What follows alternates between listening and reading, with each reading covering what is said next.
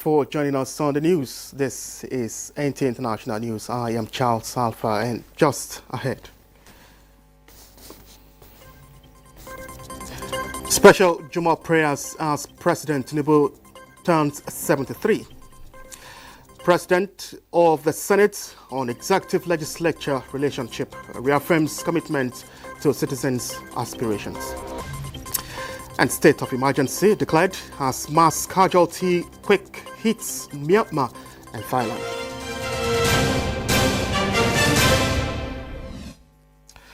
At 73, President Bola Tinubu says he is inspired to work harder for the social and economic development of Nigeria. President Tinubu said this as he attended a special Jumu'ah prayer marking his birthday at the National Mosque, Abuja. And State House correspondent Musbao Den Wahab reports.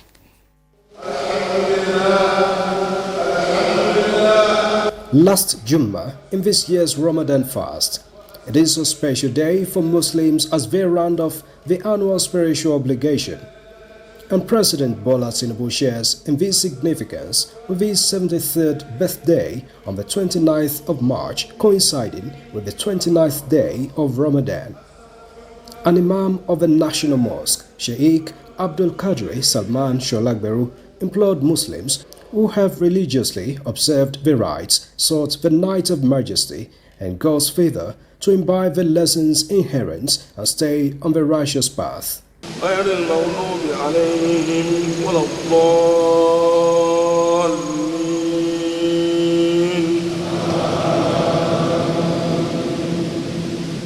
After the two-standing Juma prayer was the special moment for President Bola Tinubu on the eve of his 73rd birthday, and so special prayers for the strength, guidance and protection of God for the birthday boy as he continues to pilot the affairs of state.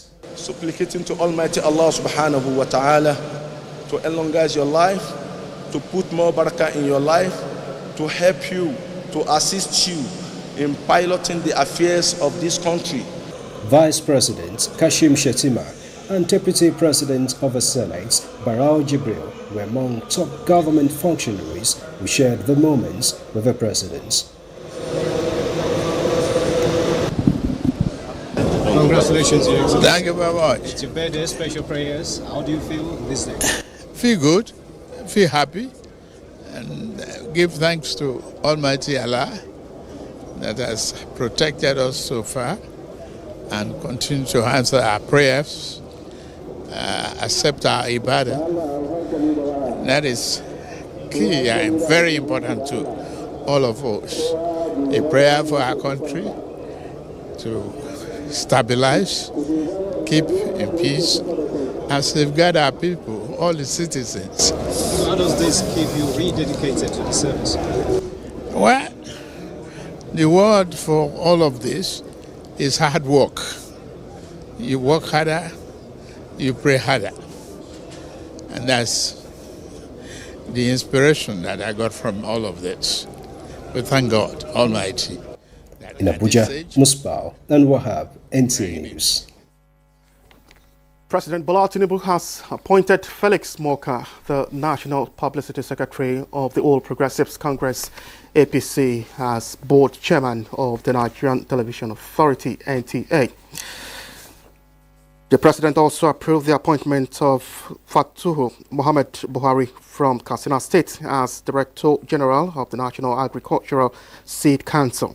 The president further appointed the following Nigerians as board chairmen of various federal government institutions: Malam Muhammad Masan, APC State Chairman, Bauchi State Board Chairman, Nigerian Store Products Research Institute, Ilorin; Alhaji Abdullahi Abbas, APC State Chairman, Kano State Board Chairman, Nigerian Agricultural Quarantine Service; Dr. Ustian Agada, APC State Chairman, Benue State Board Chairman, National Agricultural Seed Council; McDonald Ebere, APC State Chairman, Imo State Board Chairman, Federal College of Fishery and Maritime Technology, Lagos; Obong Stephen Ntukebo, APC State Chairman, Akwa Ibom State Board Chairman, National Institute for Freshwater Fish, New Busa; Chief Ima Eneuku, Deputy Chairman South of the APC, Board Chairman, National Automotive Development Council, Aminu Musa Bobi, APC State Chairman, Niger State Board Chairman, National Library of Nigeria, Pharmacy Abbas Olaide, APC State Chairman, Oyo State Board Chairman, Federal Neuropsychiatric Hospital, Kaduna, Alhaji Mohammed Gadaka, APC State Chairman, Yobe State, Board Chairman, Citizenship and Leadership Training Center, Benjamin Omale, APC State Chairman, Benue State, Board Chairman, National Orthopedic Hospital, Enugu, Rufus Bature, APC State Chairman, Plateau State, Board Chairman, Nigerian Coal Corporation, Alhaji Abubakar Mohammed Kana, APC State Chairman, Kebbi State Board Chairman, Michael Imodu, National Institute for Labour Studies, Donald Wangpa, APC National Working Committee member from Abia State, Board Chairman, Project Development Institute, Comrade Mustafa Saliu, APC State Chairman, Adamawa State Board Chairman, National Agency for the Prohibition of Trafficking in Persons, NAPTIP, Dr. Kingsley Ononobu, APC State Chairman, Abia State Board Chairman, National Parks Headquarters, Alhaji Abdulmalik Osman, APC State Chairman, Federal Capital Territory, Board Chairman, Forestry Research Institute for Nigeria, Ibadan, Ibrahim Tukur El Sudi, APC State Chairman, Taraba State, Board Chairman, Environmental Health Registration Council of Nigeria, Shola Election, APC State Chairman, Ekiti State, Board Chairman, Nigerian Institute of Mining and Geosciences, Emperor Jarrett Tenebe, APC State Chairman, Edo State Board Chairman, Federal College of Agriculture, Akure, Alhaji Tukur Umar Danfulani, APC State Chairman, Zamfara State, Board Chairman, Federal Medical Center, Azare, Aminu Sani Gumel, APC State Chairman, Jigawa State, Board Chairman, Federal College of Produce Inspection and Stored Products Technology, Kanu, Barrister Idris Shuaibu, APC State Chairman, Adamawa State, Board Chairman, Federal College of Animal Health and Production Technology, Ibadan. And now the President, Bola Tinubu, has also approved new appointment to strengthen the leadership of River Basin Development Authorities under the Federal Ministry of Water Resources. A release by Bayo Onanuga, Special Advisor to the President, Information and Strategy, says that at the Osun River Basin Development Authority, Abeokuta, Sowade Oluwakayode Adebayo will replace Engineer Julius Oloro as the Executive Director of Engineering Services. At the Niger Delta River Basin Development Authority, Chuks Ehiri steps into the role of Executive Director of Engineering Services, succeeding Dr. Austin Nonyalim Izagbo. The President appointed Sunday Kuba Hassan as the Executive Director of Planning at the Lower Benue River Basin Development Authority, replacing Chris Taka. Engineer Okibe Timothy retains his current position as the Executive Director of Engineering at the Lower Benue River Basin Development Authority. President Tinubu urges the appointees to uphold the highest standards of integrity and performance as they work to improve water management and rural development for the benefits of all Nigerians. And in other news, Nigeria and Germany have strengthened bilateral defense cooperation with a signing of a renewed memorandum of understanding with the German Technical Advisory Group. The 12-year-old agreement, which is renewed every 4 years, was formalized at the Ship House, Abuja. The Permanent Secretary, Ministry of Defense, Ambassador Gabriel Nimu Aduda, described the MOU as a strategic counterparts funding arrangement that underscores the defense ties between both nations. The German defense attaché to Nigeria, Colonel Boris Bovkamp, reaffirmed Germany's unwavering commitment to enhancing cooperation in defense, security, and capacity building initiatives. Elsewhere, Zimbabwe's President Emmerson Mnangagwa has appointed a new army chief ahead of planned protests on Monday called by a group of war veterans who want to force the president to resign. And President Mnangagwa has faced calls from his former supporters to step down, citing mismanagement and corruption. Earlier this week, Mnangagwa abruptly retired his army chief, Lieutenant General Anselm Sanyatwe, appointed him Sports, Arts and Culture Minister. The United States is doubling down on its alliance with the Philippines. Defense Chief Pete Hegseth said Friday in Manila in the face of what he called Communist China's aggression in the region. From Apani reports that the trip is aimed at bolstering ties in the Asia-Pacific region. The Defense Secretary revealed details of strikes in Iran-backed Houthi rebels in Yemen, a group of top administration officials in the Signal messaging platform, according to a journalist added to the chart by accident. However, U.S. President Donald Trump has defended Hegseth in Manila. The defense chief focused on Washington's plan to re-establish deterrence in the Indo-Pacific region, he told reporters, alongside his Philippine counterpart Gilberto Teodoro. Deterrence is necessary around the world, but specifically in this region, in your country, considering the threats from the communist Chinese, he said earlier when he met with Philippine President Ferdinand Marcos. Our partnership not only continues today, but we are doubling down on that partnership. And our ironclad alliance has never been stronger. His Manila visit, to be followed by trips to Tokyo and World War II battleground Iwo Jima, follows months of confrontations between Philippine and Chinese vessels in the disputed South China Sea. Manila and Washington have deepened their defense cooperation since President Ferdinand Marcos took office in 2022 and began pushing back on Beijing's sweeping South China Sea claims. Frama Pani, NTA News. U.S. Vice President J.D. Vance has landed in Greenland for a visit to a military base viewed by Copenhagen and Nuuk as a provocation as President Donald Trump bids to allegedly annex the Danish territory. The delegation, which included National Security Advisor Mike Waltz and Energy Secretary Chris Wright, landed at the Pittavik Space Base in northwestern Greenland. Vance and his wife Usha will visit the U.S.-run Pittavik Space Base in the northwest of the island, accompanied by U.S. Energy Secretary Chris Wright. The delegation is to meet with U.S. Base Force members and check out what's going on with the security of Greenland, Vance said in a video message.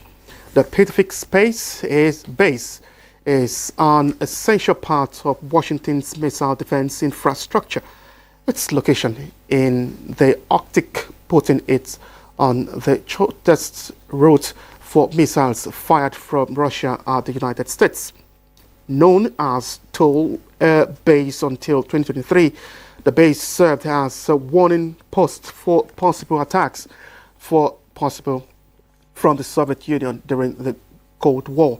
It is also a strategic location for air and submarine surveillance in the northwestern hemisphere, which Washington claims Denmark has neglected.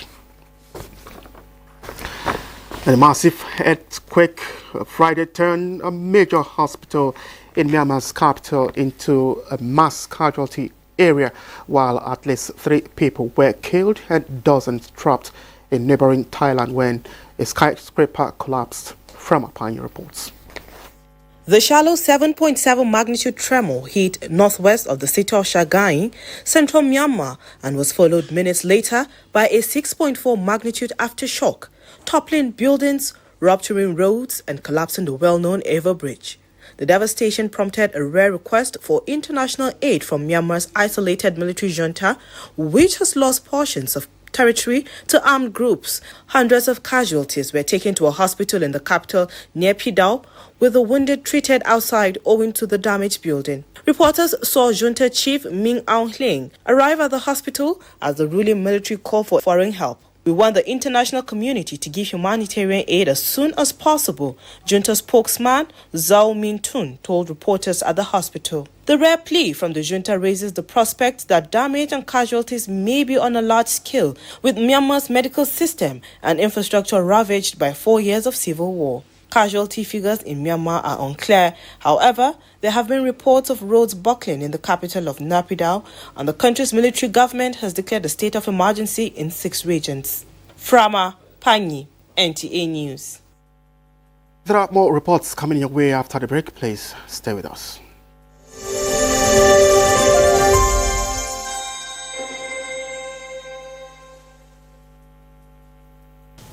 I am Oluremi Tinubu, the global and national Stop TB champion.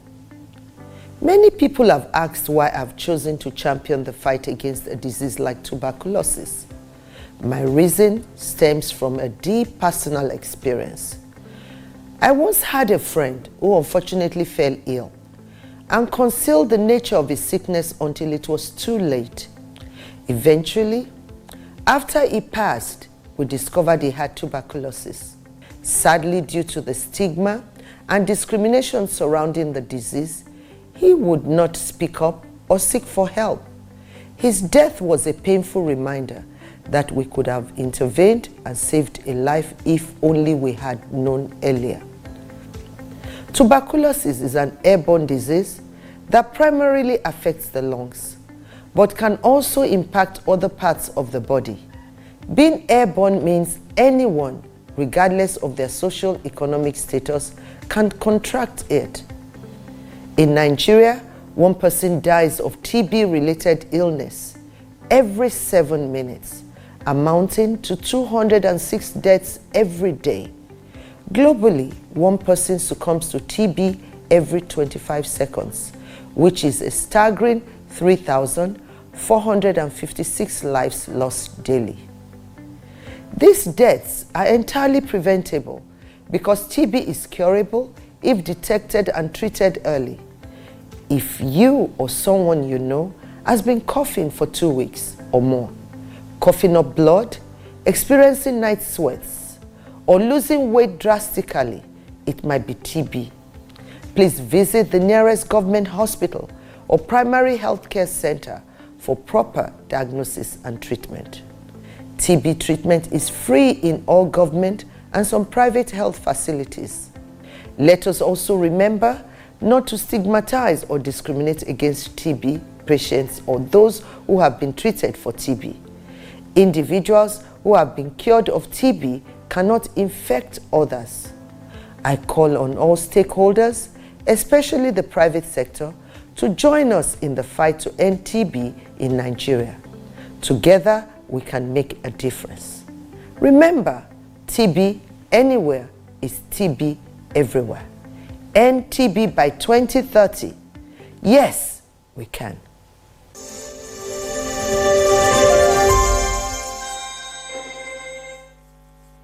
Thank you for staying with us.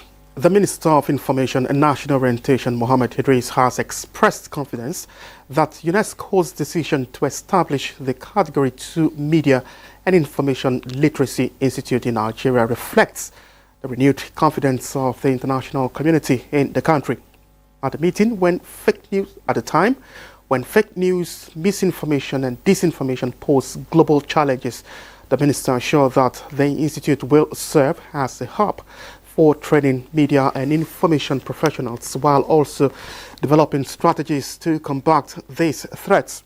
While playing host to Nigeria's permanent delegate to UNESCO, Dr. Hajo Sani, the minister expressed Nigeria's commitment of sustaining the autonomy of the country of the Category 2 Media Information Literacy Institute.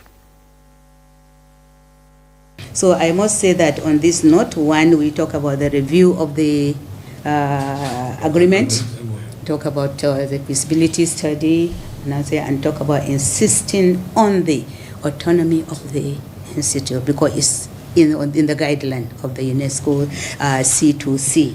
So we have to look at this critically, and I'm happy I'm sharing what my discussion I had with the Vice Chancellor and the university community with the ministry, and it's very important for us to have this common sense and we'll be on the same on the same page. To mention here again the commitment of Mr. President.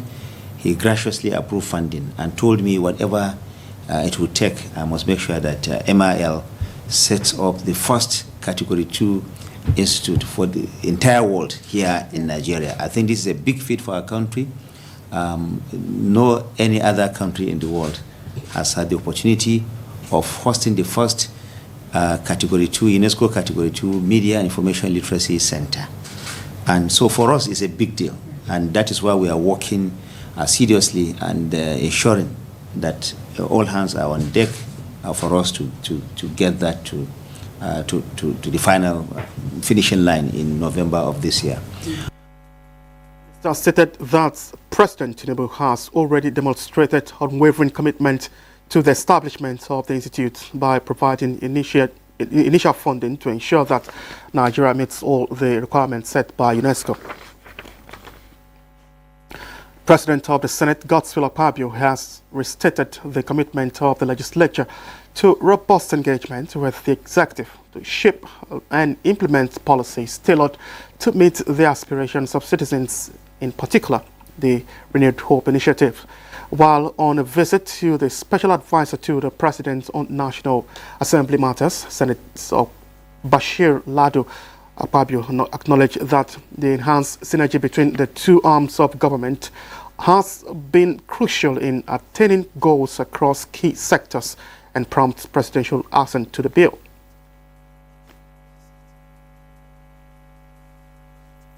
Since your assumption of duties, you have kept track of all the bills passed by the National Assembly. You have kept track of all the bills assented to by Mr. President, and you have also communicated same to us. Information communication is important. Today I must tell you that senators were very excited, though we don't clap in the Senate, but at least they nodded their heads in appreciation when I read out the number of bills in the last 2 weeks assented to by Mr. President. The advisor, in response, commended the National Assembly for expeditious consideration of landmark legislations and approval of presidential requests, urging that the tempo should be sustained for the benefit of Nigerians. It is a testament to the power of unity, the strength of shared vision, and the boundless possibilities when leadership is anchored on science. Now, President Bola Tinubu has condemned the murder of traveling hunters intercepted by local vigilante in Uromi community of Eson North local government area of Edo State. The president, who expressed shock at the dastardly act on Thursday, directed police and other security agencies to conduct swift and thorough investigations and punish the suspected culprits. President Tinubu commiserated with the families of the affected victims and assured them that criminals would not be allowed to shed the blood of innocent Nigerians in vain. The president noted that jungle justice has no place in Nigeria and all Nigerians have the freedom to move freely in any part of the country. President Tinubu commended the Edo State Governor, Senator Monday Okpebholo, and community leaders in Uromi for their swift response to avert the escalation of tension. Now, the Sultan of Sokoto and President General, Nigerian Supreme Council for Islamic Affairs, Muhammad Saad Abubakar, has declared Saturday, 29th March 2025, as the first day to look for the new moon of Shawwal, 1446 AH. This is contained in a statement by the Chairman, Advisory Committee on Religious Affairs, Sultanate Council, Sokoto, Professor Sambo Al-Wali Junaidu Wazirin, Sokoto. It's directed that if the new moon is sighted, the public should contact the numbers on the screen: 0803-7157-100, 080663030077, 080359653222, 080359945903, or 0706714690 for onward communication to the Sultan. The declaration is in preparation for the Eid al-Fitr celebrations, which marks the end of a Ramadan month. The Sultan's directive is in line with Islamic tradition, which relies on the sighting of the moon to determine start of the new month. And now, officers of the Temple of Justice have been urged to continue to work together for the sustenance of the rule of law in the country. President of the Law Officers Association of Nigeria, Yusuf Abdulkadri, made the plea at the second National Executive Council meeting of the association in Abuja. Dele Atumbi of our Judiciary Desk reports. These are legal practitioners from the public bar across the nation with a shared vision and commitment of upholding the rule of law and ensuring justice for all. Their convergence on Abuja is to assess impact of the various public bars on the protection of the fundamental rights of the people as enshrined in Chapter 4 of the Constitution of the Federal Republic of Nigeria, 1999, as amended. Participants are in agreement with the fact that legal practitioners in the public bar are faced with new and complex legal issues. They canvass the need for adoption of strategies to address the challenges. They are equally canvassing innovative solutions to safeguard the rights and well-being of the citizens. We operate as an official bar and others operate as a private bar. So as professional body, we work for government during our period. When we retire from service, we continue with the private practice. So we are trying to work together.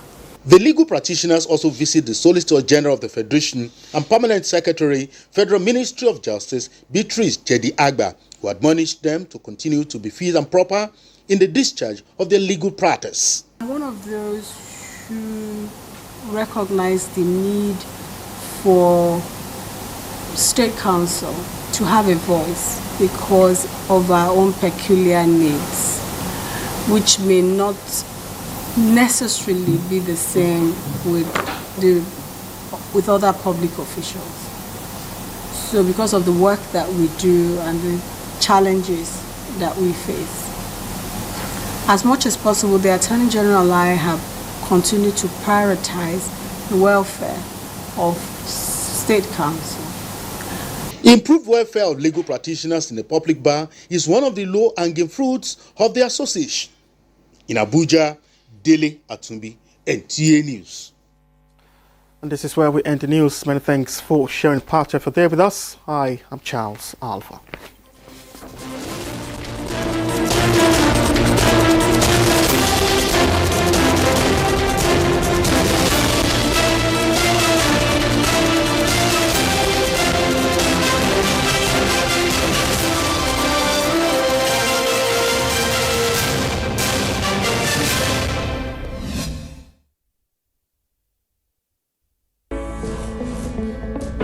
From dusk to dawn, 24 hours a day, NTA International is with you.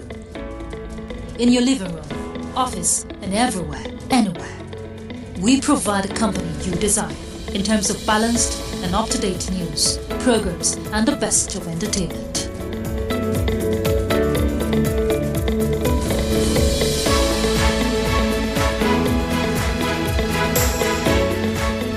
Tune in to DSTV channel 251, Go TV channel. And to watch NTA International in the USA, Canada, and Mexico, use the following satellite parameters. You can also see us on Facebook and YouTube for quality content on the go. NTA International, Africa's window.